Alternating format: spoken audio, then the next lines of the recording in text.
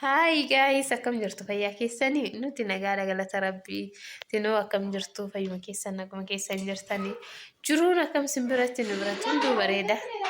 Innaa naguma jirra nuti galata Waaqaa. Har'a eessa jirra? Mee ilaala hin beektani. Innaa har'a eessa jirra? Mee ilaala hin beektan jechuudha. Mee ilaala hin beektan mana kana. Har'a mana hiriyaatu yaa jira. Ufeetoo jechuudha.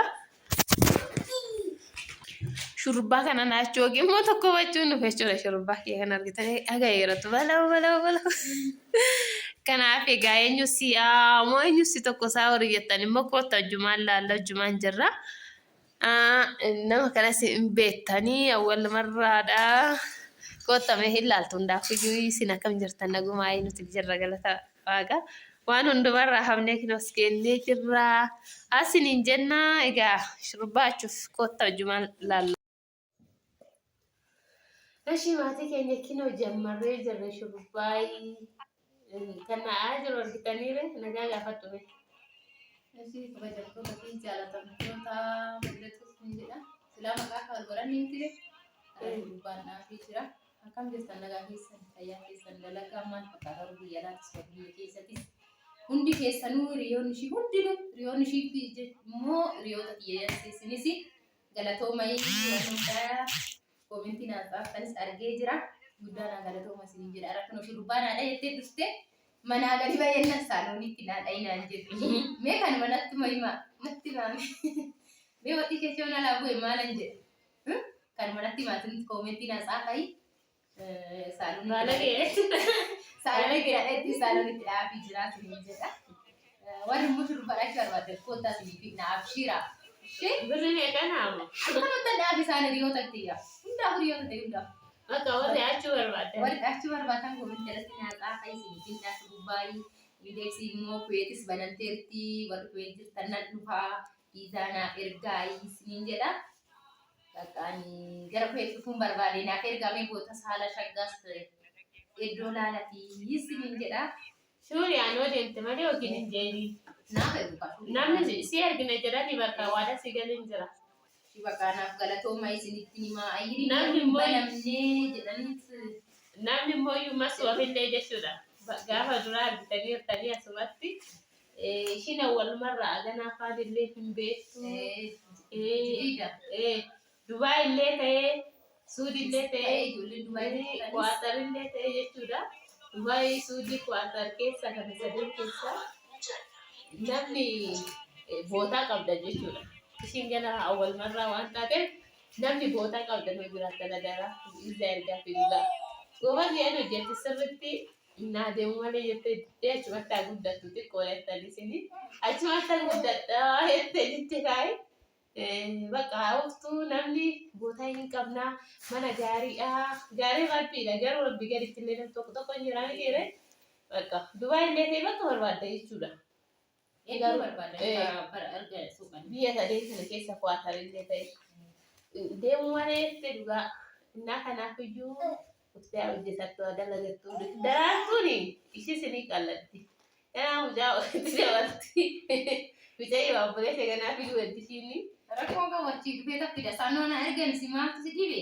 Bandi gootana haasofani. Haa guddatan qayyootiin. Gurguddatan waggaa lama dabalatee waggaa lamaa fi ji'a lama keessatti. Kan biraatti fiddata. Kan biraa suuta. Barbaadu. Deemee dalaganna.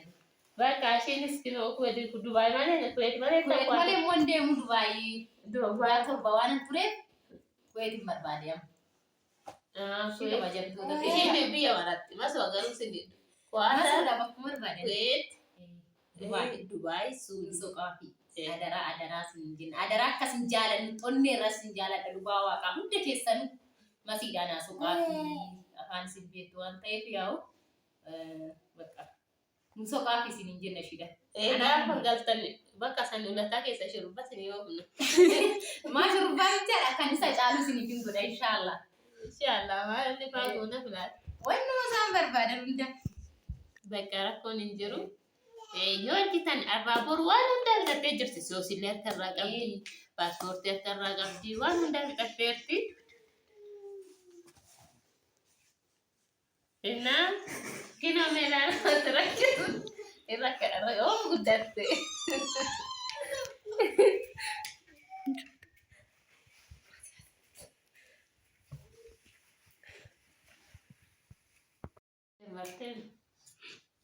እና maatii keenyatti yoo shurrubbaallee amma xumuramee jira.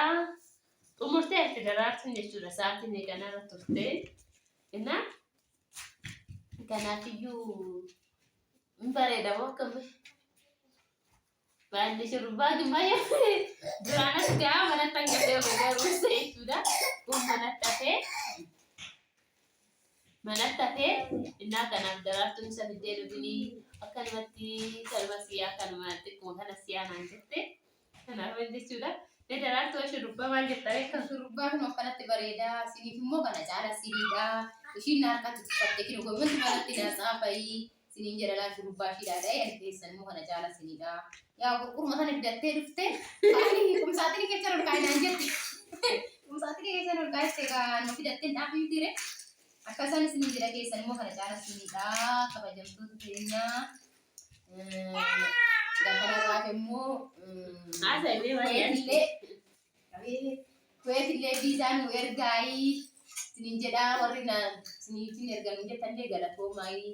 Ani immoo sidaatii hin hojjennedha. Hoggaa turmuluu nyaata hojjettee biswiitii jechuudha. Keekii wanna nyaata jiran hundaa hojjettee. Keekii hojjettaa? Keekii hundaa hojjettu. Keekii hundaa kadarraatii ta'e kan ta'e keekii nan hojjedha. Sinin jedha kabajamtooti yaa swiitii keekii hundaa nyaatas hundaa nan hojjedha. Sidaan san immoo jedhan beeku baa. Asumatti Itoophiyaatti margeetti sidaati barbaade. Sidaati ittiin beeku garuu nyaata kana hojjetan swiitii fa'aa sinin jedha. Horaa bulaa kabajamaayii kanaan onaa gaafattanillee midhaan iddoo bariidhaa wanna hundaan hojjetu. Midhaanatti ga'ee rakkoo dhooba duratti mali. Akkana sinin jedha gaashii. Har'a boru maal argarree feetiin baramne tikkeettiin ergine. Tikkeettiin ergamne waan nuni baran hin jammarree miti.